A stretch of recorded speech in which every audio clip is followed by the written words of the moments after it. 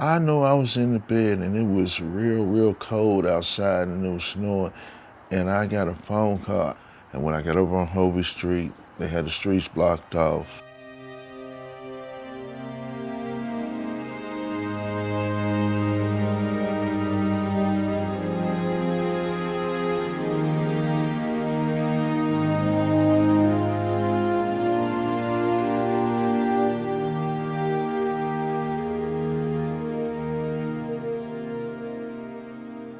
I I never thought it would happen to me, you know, for you to lose a daughter and a granddaughter at the same time. That's a tough pill to swallow. I have to forgive. I know they're in a better place, and they don't have no more worries. I mean, I look at this, they're in heaven, we're the one in hell. When you first walked in, I mean, it looked like a burglary. You really couldn't tell a whole lot. But as you progressed further into the house, leading to a bedroom off to the left, you could see shell casings starting to emerge on the floor. And when you immediately stepped into the bedroom, you really couldn't see a lot until you stepped to the foot of the bed. One of the children was on the bed. You could see that, and you could see the young women on the side of the bed. And it was obvious that they were trying to hide on the side of the bed when this break-in was occurring and when the shooting occurred. It's very chaotic. You're trying everything in your power to slow down your investigation, and everybody else wants to speed up your investigation because they want the answers. And they want them quickly. And we had a large crowd that was gathering, and they wanted to know exactly who was inside, and we weren't prepared to release that information just yet.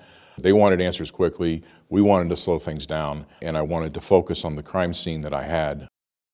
To me, there were no witnesses at that time, and the focus of my investigation was that crime scene. The first thing I saw when I entered that bedroom was a small baby sitting on the corner at the foot of the bed, and the baby was laying there diagonal, and it had a bullet hole in it, and the child had died. I then walked around the bed where I saw the two mothers shot, and they both were deceased.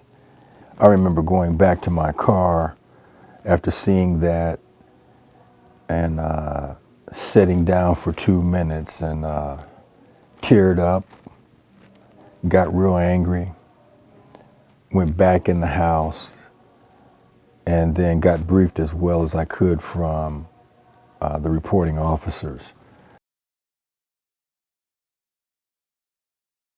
I saw a man running towards the tape, and I was the closest officer towards him, and so I grabbed him and bear hugged him so he wouldn't cross over the tape.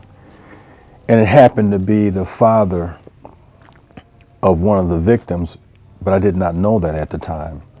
He was yelling and screaming, was it his child? Was his child inside that was murdered? I promised Jerry and those folks that were waiting that I would brief them later once I found out more. We prayed collectively as citizens, concerned citizens and police, with the family, and then I shared with them what I could share with them. The murder of a child, the murder of a woman was a line you just did not cross. And once that line was crossed, the lines of communication generally opened up between the police and the community. They communicated about what they knew about this case, or even what they suspected to be involved. Even if it wasn't correct, we shared information back and forth.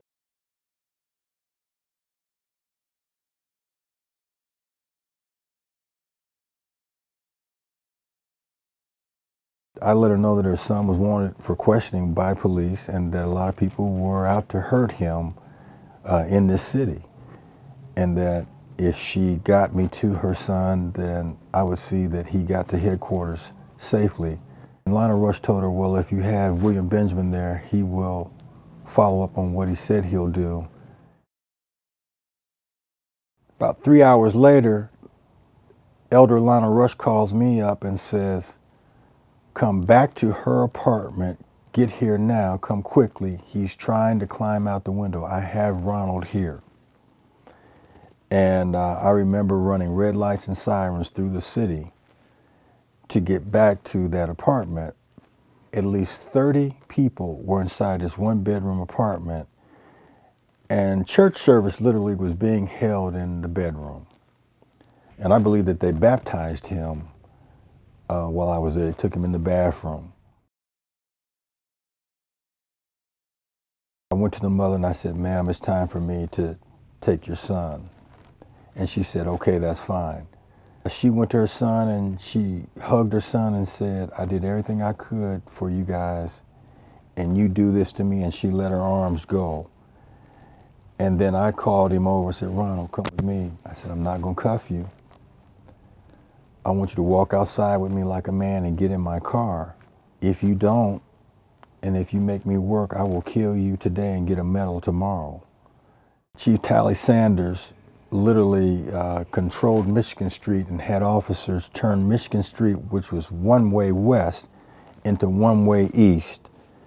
And I drove one-way east down Michigan all the way to the backside or the west side of police headquarters and went in the opposite way because Chief Tally Sanders had alerted me that media had already gotten the information that I was bringing him in.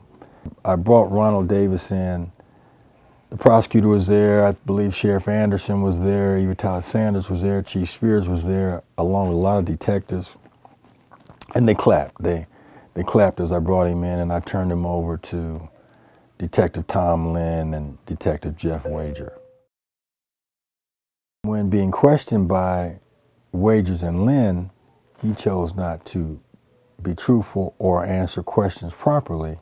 I had my cell phone on me and I called his mother in the interview room and told her that your son is not cooperating with us as he promised you and me, and would you like to speak to him? And I handed him the phone, and all I could hear was a mother chewing a son out. After she chewed him out on my cell phone, he handed the phone back to me and gave us a confession. She always would like to took me up under my arm. I mean, that night I went home, went downstairs in my bedroom, and I said, "I just showed me a sign that you and Charlie was all right." And I got that took her up under my arm. And she's the only one that ever would, took me up under my arm. She always sneak up behind me and do that. She knew I hated that, but she would do it, and yeah, that's. I don't want to see any more dead children, at crime scenes. I don't want to deal with the emotions of it anymore. And I'm glad I'm at where I'm at. I'm glad that I've had my successes. I'm glad I've learned what I've learned over the years. I'm just ready to move on to other things. Seeing that baby laying on the edge of that bed with a golf ball size hole in it, lifeless, and then walking just 2 steps, and I didn't know what was around the corner. As I went around the bed, seeing the 2 mothers there, lifeless, it will always stay with me as if it was yesterday. Through the years, the 10 years, I'm learning to, to deal with it, but I can never forget it, and I still have that pain in my heart. That would be with me for the rest of my life.